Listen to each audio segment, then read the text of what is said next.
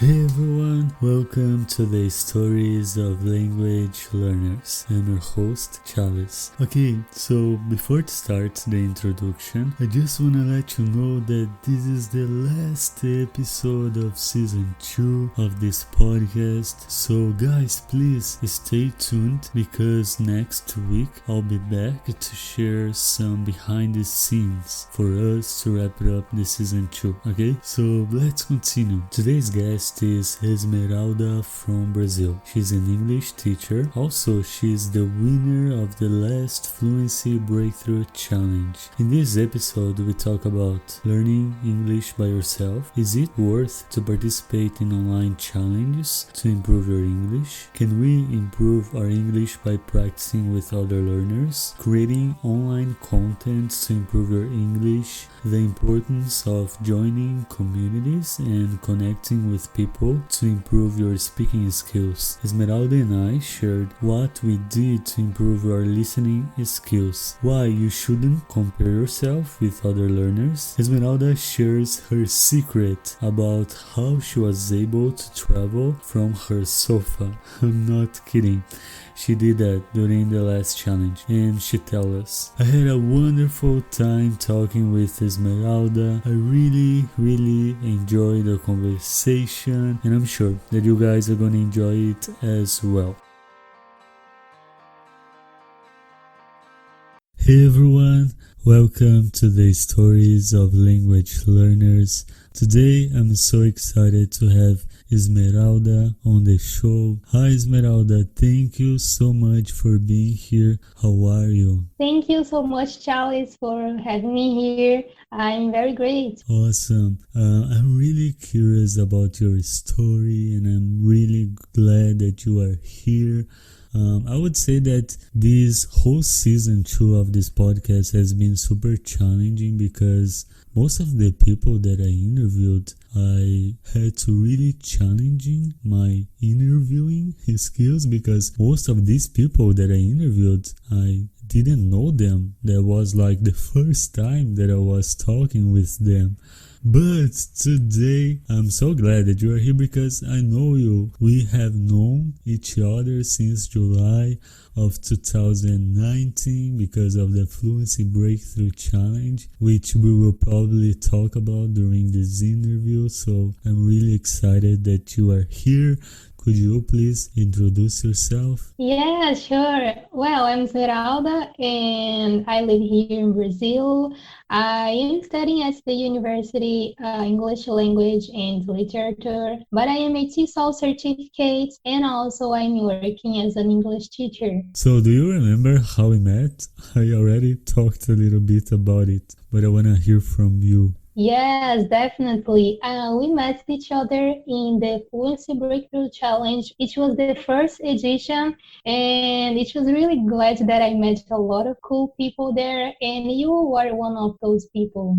Yes, this challenge is phenomenal. I love this challenge and I love the work that Stephanie does with her programs and this challenge that she runs on Instagram. And yeah, I met so many amazing and incredible people like you and other guests that I had in the past. Like I remember Camila, she was the first guest that I interviewed in this podcast, and we also met each other through the Fluency Breakthrough Challenge. Also Risa, she was someone that I met through the challenge. So yeah, this challenge, it's really amazing and connects people, and we still keep in touch since July of 2019, which is really awesome. Yeah, that's amazing. Okay, so let's dive in your experience learning English. So, when did you start learning English? Usually I say that I started like properly to learn English on 2016, but before I have tried to learn I think 2013, 2014. Before to really start, I tried it sometimes, but I always gave it up. And in 2016, I have a purpose, so I decided to learn the language. It was when I really started. I remember when I first decided to really start to study English, it was in 2015 because I started to pay for a traditional course, but I also struggled because I thought, oh, one day I will start to learn English for real because English in school here in Brazil, it's not sufficient. But I had this idea that one day I will learn English. So yeah, just in 2015, I realized that I really needed to do something. So I started to pay for a traditional course. Sometimes we need to push ourselves hard if we have a purpose. So as you mentioned, oh, I had a purpose. And then in 2016, I really started to learn. So let me ask you, what tools, methods, and resources have you been using to learn? Usually when people ask us this, who are listening, they are waiting something new, a new method that will make a whole difference in the learning process. But I use it to say that I use it very simple methods that I found online. I couldn't afford to pay a course here in Brazil. As you know, the reality to study English in a private academy is something very expensive, and not all Brazilians they can afford this. I remember that I have tried a course online too. I was paying and I didn't see much results. I didn't have a great experience, so I gave it up. And only in 2016 I started to learn by myself. So one of the methods that I was using that time it was to watch videos on YouTube and using subtitles. In that time I was like watching a lot of videos from YouTube teachers. They were sharing simple vocabulary. They are sharing tips how you could learn. And also I was trying to watch videos from people that they learned the language by themselves. So basically I used YouTube videos watching with subtitles. Also I used some applications as Duolingo. It is a very famous one. And also I downloaded an application for TOEFL and I learned a lot of vocabulary words in this application. I was also listening podcasts, but as I was a beginner, I was using podcasts that I could find transcriptions. So Luke's podcast, it is a British podcast. It is very famous. Then I use it to use this one. Also, there was a coach from the USA. He is Coach Shane. I don't know if you know him. He has like some podcasts, actually a lot of podcasts with transcriptions. And I was using this because I could listen to the audio and I could read it together. So for me, was easier to try to be familiar with the sounds of English, the words, because you know the words in English we read in our native language, and you would think that you sound in some way that is not actually like this. And also, I was always trying to write the vocabulary that I was learning. I had my notebooks to write this, and also I realized that native speakers they used a lot of phrasal verbs to talk in an informal way. Then I bought this book with 600 phrasal verbs to try to learn all the phrasal verbs. But of course, I couldn't so short time as I imagined, but I learned a lot. That's incredible that you were able to get to the level that you are right now, basically by using free resources that we still have them today. And I remember when I dropped out the traditional courses that I was doing, when I first started to learn by myself, YouTube was the number one thing that I learned a lot from. And sometimes we think that we have to pay for something in order to learn, but with the internet, we can acquire any skill. And another thing that you mentioned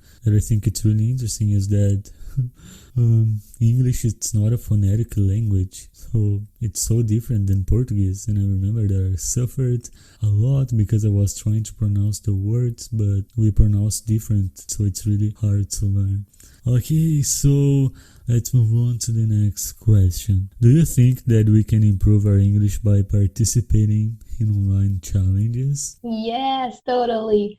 I truly believe that you can, but I think that we have to get out of our comfort zone and to really accept the challenge that we propose ourselves to participate. There is no point to get into a challenge and don't commit to this. I really think that we have to participate, to do the test, and in this way, we are going to see results. I'm an example of this because I participated in the challenge in 2019, as I said before. And in that time, I had just a few months practicing my speaking. Then, when I got into the challenge, I was speaking very slowly. I had problems to remember what I wanted to say. Then, I was stopping in the middle of the sentences. And with 15 days after the challenge, I started to see some results. And people that are talking with me since the beginning, since day one, they started to say to me, "Hey, Esmeralda, I see that you are talking more fast now. You are not stopping every time to remember what you want to say."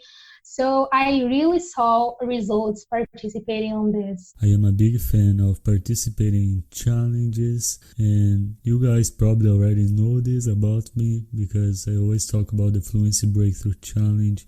In season 1, episode number 2, I shared my whole English learning journey and I mentioned my experience with this challenging.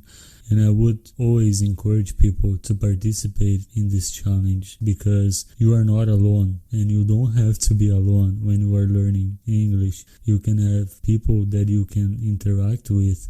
And I know especially for shy people like me, it's really hard to get out of our comfort zone, especially to speak another language.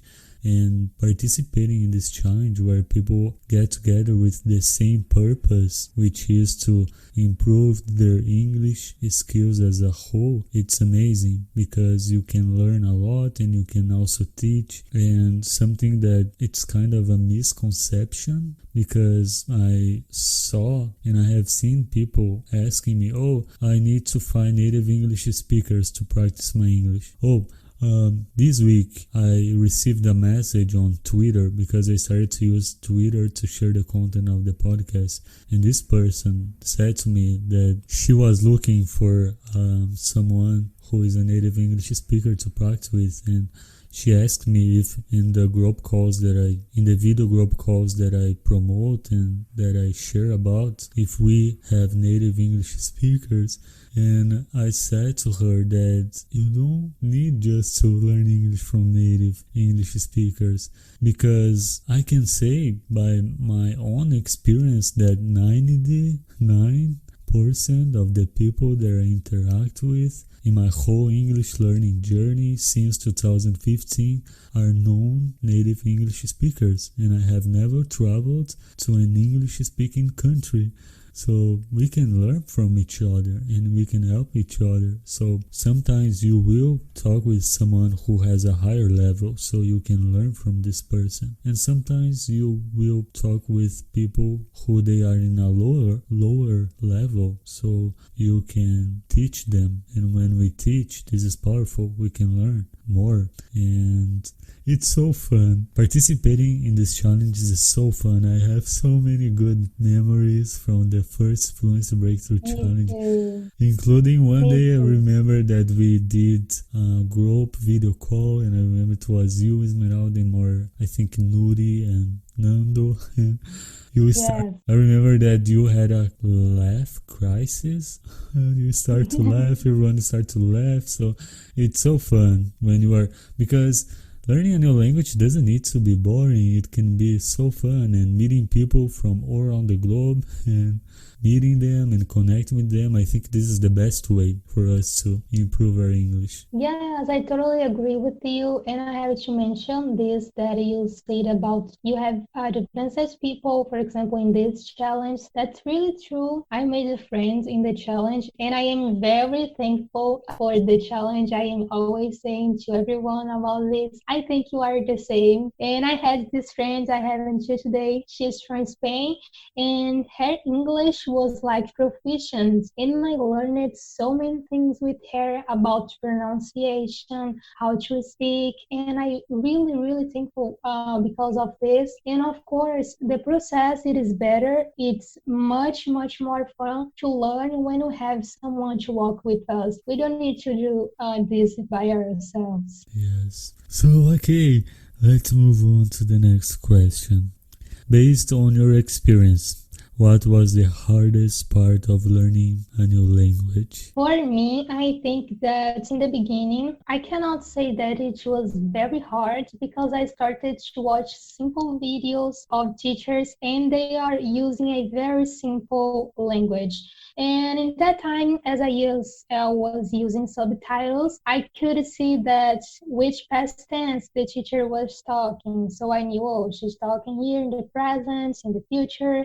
I knew the word, some words. I cannot deny that the grammar from school helped me because it helped me in some way. And so it was this until this time. So I got motivated because I said, oh, I can understand this teacher, what she say. But I said, no, now I can move on. It's 1, 2 months away.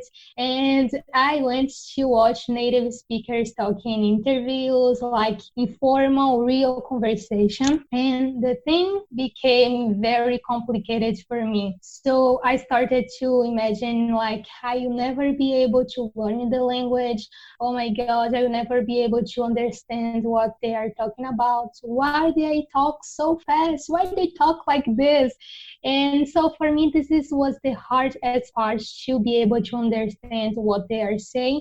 And I had this thought like I will never be able to talk and never be able to understand what they are talking. But at the same time, I was like, no, it is possible. It is possible because I saw people that learn it by themselves. They learn it in this way. So I can also learn. And I think also another thing that made the process kind of hard in the beginning, it was because I was studying by myself. So I wasn't following a course. I didn't have a teacher to say to me, hey, Esmeralda, you have to focus on now in this part. And, it was really hard to try to find a method, a way that I knew that I could learn more, that I would have results from this. So I think it was those two things that made the process hard for me in the beginning, at the beginning. I remember that I had some kind of trouble as well to understand native English speakers, and I thought the same way that you did. For example, if other people can understand what I can't, I also have a brain. I just need to do something in order to be good at it. And I remember that in 2018, I discovered about podcasts. I wish so bad that I discovered podcasts before in my life. But yeah, in 2018 was the point that I found out about podcasts and I fell in love with this kind of media. And I remember that I started to listening a lot of podcasts where native English speakers they were talking, and I remember that was super challenging because sometimes I couldn't understand. But guess what I did? I kept listening to them, and all of a sudden you will start to recognize the voice of the host of the show, and then the pattern, the way that they speak. So your brain starts to make the connection. So our brain is fascinating the way that it works. So like by immersion, I was able to solve this problem I couldn't understand, but all of a sudden, after immersing myself by listening to podcasts, I was able to understand. This is really incredible. And you had a hard path because you had no teacher or instructor or someone to guide you. I couldn't imagine because at the beginning of my learning journey, I had some instructor because I had 2 experience in 2 traditional courses for 1.5 years. But yeah, I built a foundation But yeah, that's incredible the way you learned 100% by Um, yourself.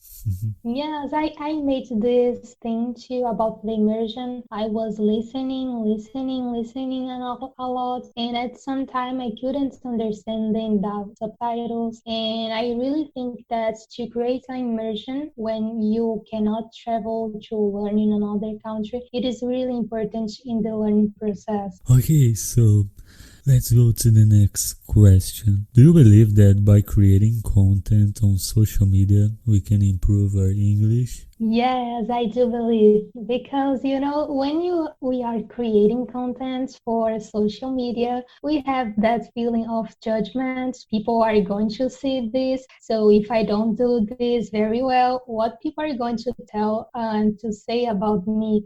So, for example, if I am recording a video, I'm going to try to do my best. I'm going to watch this, and if I don't like, probably I'm going to delete and try again. And also, if I'm writing something, I will not be writing with a lot of mistakes, as I'm going to check if there is some misspelling or if the grammar is accurate, this kind of things. So I really think that this can help. And also, I can say that it is a way that I could say like output. For example, this can be a tip. If you don't have someone to practice English with you, or if you have a partner and you say, I learn a lot of vocabulary words, but sometimes I cannot use when I am talking to my partner in English, the person that is practicing English with me. So I think you can create posts in English, post some picture, write something with that vocabulary.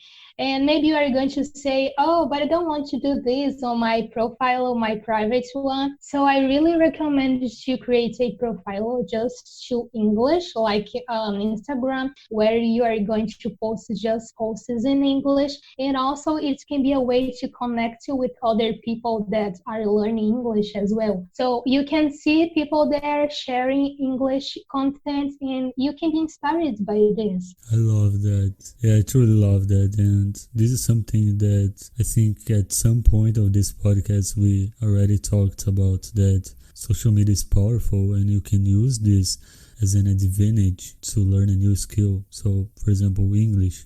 And yeah, I really challenged myself by creating content for this podcast. And as you said, you can choose one social media platform like Instagram. So my Instagram for the podcast is 100% in English. When I participated in the Fluency Breakthrough Challenge, I also turned my Instagram account in 100% in English. So this is some kind of immersion, because you can follow people who speak in English, who write in English. You can see their stories, and not just this, you can follow strategically. If you are a person who loves nature or travel or this kind of thing, you can follow people who share this kind of content. So you will always be motivated to open your Instagram app and to scroll through the feed, because you are looking, you are seeing, you are watching things that are interested, and it is in English. This is powerful. Oh. And also you can make some fun videos, like I saw a video that Esmeralda was singing with a brush. Oh my God, yes. That was incredible. Yes, it is with songs. It is a tool also to learn with songs and to do fun videos. It is a way to produce content. I really like that video. Yes, I loved that video, and this is proof that we can find enjoyable ways of learning. And we talk a lot in this podcast about the power of learning English through songs. So you don't have to use a microphone. You can use a brush and record yourself. Also, I saw a video that you were pretending that you were talking with your students. That video was really awesome. Yeah, so guys, creating content on social media, it's a powerful tool that you can use to improve and to learn more about English. Okay, let's move on to the next question. What do you wish you knew before you started learning English? Oh, That's a great question. Today, as a teacher and studying English as my major, I am like more specific. I am like, oh, I wish I knew more about the particularities of the language, like the sounds of the letters, the vowel sounds, this kind of things. For example, I think intonation, rhythm, pitch, because when we are speaking English, it is not just like speak, it is a different language. For example, in Portuguese, we tend to be more flat. In English, they are talking with ups and downs, and we don't have this much in Portuguese. So this kind of small things, for me today, it is really important, and I wish I knew that I should have been focused on this in the beginning. And something that also today I regret is that I was just consuming, listening a lot, because for me, as I said, it was hard to understand them. So I spent, I think, 2 years just focused on listening to understand them, and I wasn't producing English at all, like speaking. And I wish I knew, like, Esmeralda, you have to focus on the four skills. You cannot focus on just one skill, because if you are focused only in one thing, at some point I need to talk and I will be frustrated because, oh my God, I can understand what they are talking, but I cannot talk at all. So I think I knew this before, but above all, I wish I knew from high school, from school, that to learn English can be something fun, that I could learn more about culture, to meet a lot of people, that to learn English is a door for knowledge and a lot of things. Because, here in Brazil, I don't know about the other countries, but the teachers, they are always saying to me, to my classmates, hey, you have to learn English because you are going to need this to have a good job. Oh, just for have a better job. And in that time in high school, my purpose wasn't working in an international company, as the teachers were saying. If you want to work in an international company, if you want to travel to the USA, Canada, this kind of things, you need English. And in my mind, I never wanted to travel to English-speaking countries, but my dream was to travel through Spanish-speaking countries. I had another purpose in my life. So in that time, to listen these kind of things, it was really like, oh, I really want to learn English. So I truly believe that the teachers, they play a really huge role in the student life. And I believe if I had heard something like that to learn English, it was the door. It is fun. You can have a door for other things in your life. I think it would be more thought-provoking to know, why should I learn this? Yes, I truly believe that learning English, it's more than just having a job or you can use English. Just the fact that you are able to connect and communicate with people from all around the globe, and there are so many information out there that you can learn through this language, which is phenomenal. Yeah, there are so many doors that English can open. And when you said that you wish you knew that it wasn't just consuming English that would lead you to fluency, I thought the same, because I was consuming English for so long. Like, I started to study in 2015, but in 2018 I decided to really start to use the language in an active way. So I wish I knew that I should start to try to speak since the day one, because there's no other way. We need to open our mouth and talk with other people. If we want to be able to listen, we need to listen a lot. If we want to read, we need to try to read. So in order to be good at something, we need to practice it over and over again. So you guys who are listening to this, you can think about, oh, you have a profession. How much time it takes for you to get at the level that you are in today in your profession, to be able to do things in an efficient way. It's a lot of time. So learning a new language is the same way.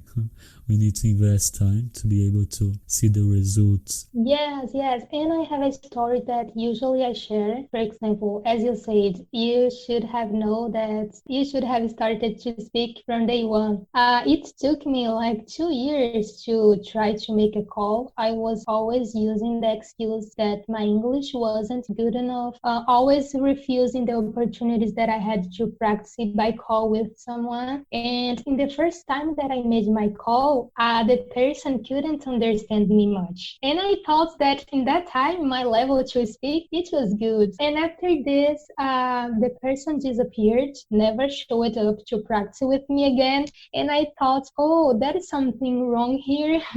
I think I'm going to record myself to try to follow the tip that I saw in a lot of videos. And when I recorded myself, I couldn't understand what I was saying. And I just said that, and it was like, what I said in this audio? Oh my God, now I know why this person never showed up to practice with me again. And can you believe that I took 1 year to do a call again, to come to speak with people again, because I started to feel insecure, like my speaking, it is not enough. I really need to be perfect on this to be able to speak. But last year I said, no, it is enough. I cannot keep just listening and don't producing, don't talking to people. This is not communicating in English. So I used an application to try to find partners to talk in English. At that time, I tried to find someone in the same level because I didn't want someone judging me, judging my English. And that was a methodology that I created to myself to try to find someone with the same level that me to practice English. So 3 months later, 4 months later, it was when I came across with the Fluency Breakthrough Challenge. And since then, I didn't stop to practice my speaking. This is like a barrier that we need to break. So once you break that barrier, things start to become more easier. I know that a lot of people, they consume, they can listen, they can read, but they cannot talk because it's really hard. It's the hardest skill to acquire. But yes, we are here talking about it because we want to encourage you guys who are listening right now, who struggles with communication. You can use all this advice and all these strategies that we share, that you can find people online, you can join communities, you can participate in challenges and try to connect and speak with these people, send voice messages. And this is the only way for us to improve our speaking and to be able to communicate with others. And sometimes, as you said, oh, I was afraid that this person would judge me. And this is so common. We think that other people will judge us. But something that I noticed is when I am talking with other learners, we are there with the same purpose. We're not gonna judge each other. This is a safe space to learn, which is awesome. That's true. That's true. Okay, so is there any specific tool that you still use today or that you discover recently to improve your English? I think I am still using the basis that when I started to learn English, that is reading a lot, using some applications as the TOEFL one for learning vocabulary. I also started to use grammar books to learn advanced grammar. Also watching always, every day I am on YouTube watching something new. And like I'm not always watching the same things. I try to catch other accents, to listen to a person that I never watched before, trying to search everything that I want to search today. I'm going to search in English. So I'm going to search on YouTube video, or I'm going to Google search and search about this. And it is like all my day I'm trying to use English, like all day. And podcasts, I'm going to sleep listening podcasts. And in the other day, I figured it out that I slept listening to this. And also now I'm trying to learn more about pronunciation, the specifications, because I'm working related to teaching English. So I think it is the basis, not any new tool. Awesome. Thank you for sharing. Yes, I love that you always always try to solve problems using English. So for example, if you have something new that you want to learn, you search about it on Google or on YouTube using English, and this is incredible. I do this all the time, and I always recommend people to try doing this because it really helps you to keep in touch with the language, like in a daily basis. And there is also some applications for spaced repetition, like Anki application. You can create your own flashcards. But I am like an old person. I like to write on my notebook the words that I learned, and I think that's really important. Try to write 1, 2, 3 new words every day, but don't let that words and never come to pick up again. It is important that you master the words that you learned. This is one of the mistakes that I made when I was at the beginning learning English.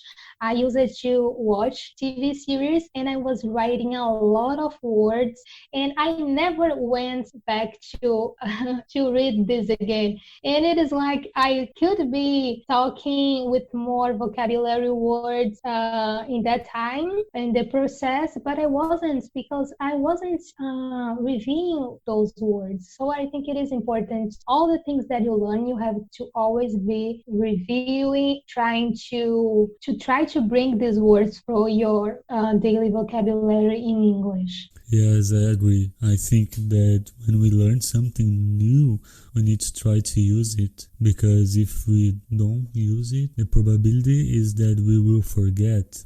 So every time that you learn, try to use in an active way, especially with vocabulary, phrasal verbs, idioms, or this kind of thing. Yeah, that's true. And we shared here one option, that is to have your social media account in some platform. Try to bring those words, try to produce some content, some posts, some video with those vocabulary. This can be also a way to have self-feedback. 1 year later, 6 months later, you are going to watch your videos and you are going to see what you improved.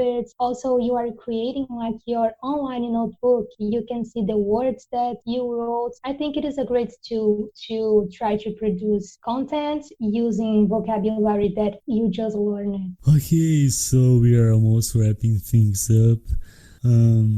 I don't know if you will have anything else to add, but if you have, I will be glad to hear it. Nowadays, what do you do to keep practicing your English in general? I think today I'm using contents, as I said, but what I have been doing a lot, it is trying to speak more with people. So almost every day I'm doing video calls with non-native speakers, learning from them. It is really, really great to keep practicing English. So I am always talking about something different. I am trying to use the vocabulary that I learned. Sometimes I am changing some knowledge with that person. We share videos to talk about. So it is like we are studying the video, we are studying a new knowledge, a new content, and we are discussing this. So I am learning this and I am aware trying to put this active on my vocabulary word. It is like inputs and outputs at the same time. So basically the practice, it is like this. That's amazing. Okay, so I need to ask you something, because I think that the job that you did in the last Fluency Breakthrough Challenge was phenomenal. So can you share with me how much calls you did in the last Fluency Breakthrough Challenge? Oh, thank you. I made 109 calls. It was a really insane month for me. I talked with a lot of people and I learned so many things about culture, and I really, really enjoyed the experience. And I used to say now that it was like I was traveling from my sofa. People sometimes were giving me some tour guiding. They are in some place. I remember I talked with a guy from Argentina, and he was near of the Obelisco. It is a famous monument from Argentina, and he showed me that, and I was like, oh my God, it is like I'm traveling. And so it was really, really great experience for me. It was insane in the end of the July. In the end of July, I barely could speak in English. And I was like, oh my God, I am so exhausted. And now it's like I cannot talk in English, but actually it was because I was very tired. It was really, really intensive month for me. And I proposed myself to enjoy to the fullest the challenge. And I think I really could do this. That is remarkable.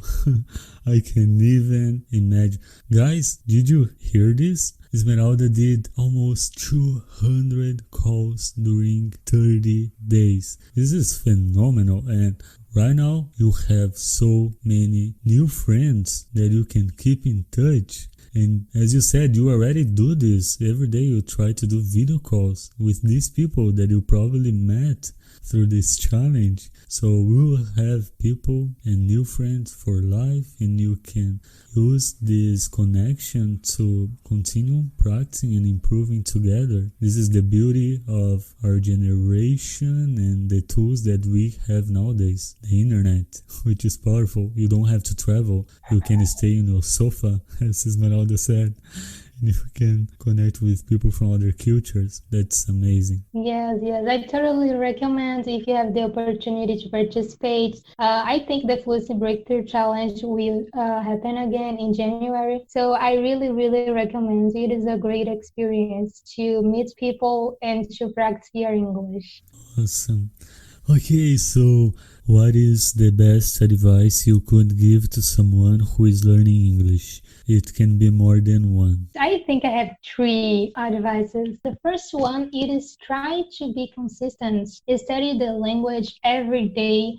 Don't study on the weekends and through the week you are not studying. It is like, no, today I work it, I'm not studying this. No, try to be consuming something in English, 10 minutes, 20 minutes a day, but try to be consistent. Because, for example, I remember when I was learning English at the beginning, I couldn't study much because I was doing a major, my first major, and I didn't have much time to sit and really study. But every day I was trying to learn a new vocabulary words and watching a lot of videos or some videos. Then try to be consistent. It is really important, or it is not possible to learn if you don't set up a goal and try to work on this every day. And also I think one great thing to do, it is to inspire in people that learned the language. So try to inspire yourself with successful stories, but please don't compare your story with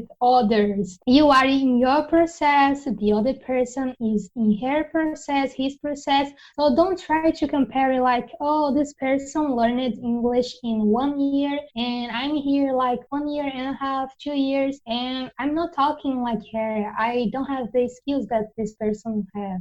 No, don't think like this. You are in your process. For example, sometimes this person has the whole day to study English, and no, you don't have this whole day. You have just your night to try to study 20, 30 minutes. So it is, as I said, you are in your process, the person is in her process. So don't compare yourself because this can be frustrating. Just inspire yourself in successful stories as a motivation in your learning process. And I think the last thing that I want to say, it is for the advanced students, because usually people, when they are advanced, they think that they don't need to practice the language anymore. They don't have anything new to learn, and that's not true. You have every day something new to learn. You can learn something new every day. And speaking a second language, if you don't keep the practice, you can lose this. I am the example. I used to speak Spanish very well, but in the last years, I have been focused on the English. And what is happening? When I want to speak Spanish, I am like, what is this? What is that? What is this word? So no. If you are advanced students, please keep practicing, and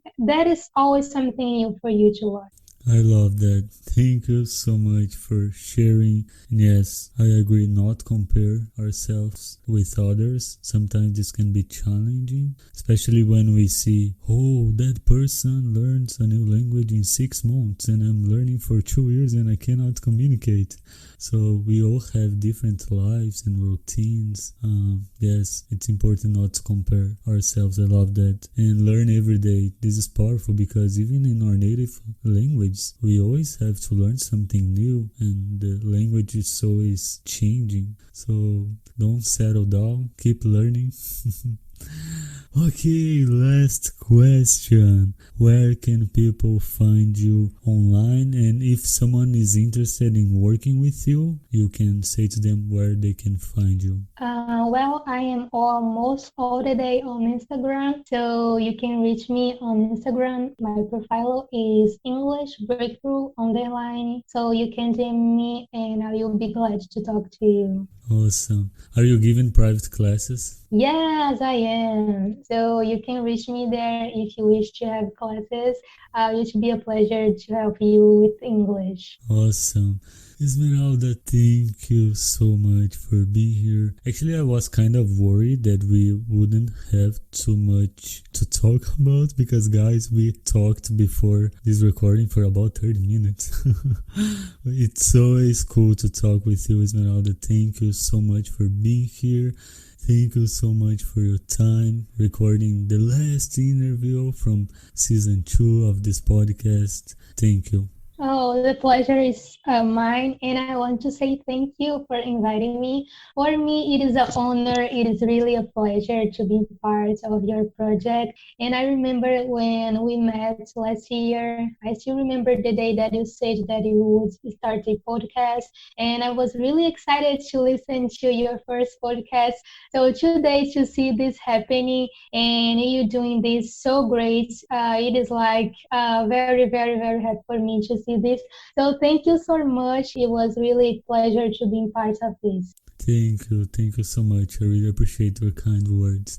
So take care, bye bye, and I'll see you around. Bye bye. Hey guys, I hope you enjoyed this episode as much as I did. If you liked this podcast, please share it with your friends. Don't forget to subscribe to the show and leave a review. This really helps the podcast to grow. I would love to hear your feedback about the show. Feel free to send me a message on Instagram. Now, I have an invitation for you. If you want to practice your English and you don't have anybody else to talk with, you can join our global community on Telegram. Every month I organize a video group call on Zoom for us to hang out. In there you can meet new people, make new friends and practice your English while having fun. If you can't use Telegram, don't worry. Keep an eye on Instagram because I always make stories about our encounters. I'll include links to all the resources that we mentioned in the show notes. And yeah, that's it. Thank you so much for listening and I'll see you in the next episode.